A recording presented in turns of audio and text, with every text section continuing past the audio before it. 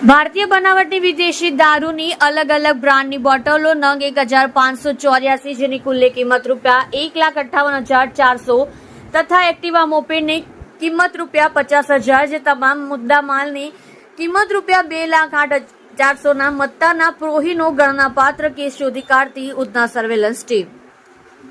Police સ્ટેશનના police inspector Shri S N Desai તથા second police inspector Shri VB Gohil તથા surveillance police sub inspector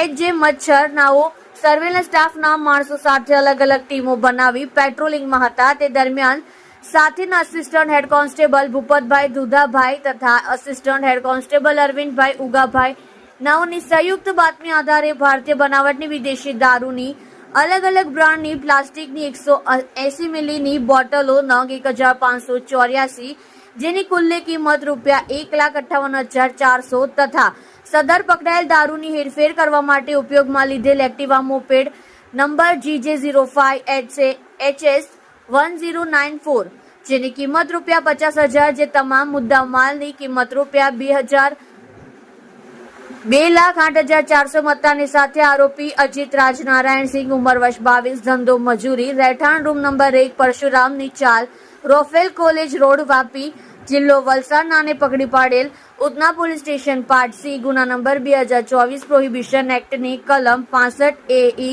116 B 8198 મુજબ ગુનો નોંધી આગળની વધુ તપાસ police sub inspector H J Machhar નાઓ કરી રહ્યા છે જે ઉપરોક્ત પોલીસ કર્મચારીઓએ બાતમી આધારે પ્રોહિબિશનનો ગણનાપાત્ર કેસ શોધી કાઢવી ખૂબ જ સારી અને પ્રશંસનીય કામગીરી કરેલ છે।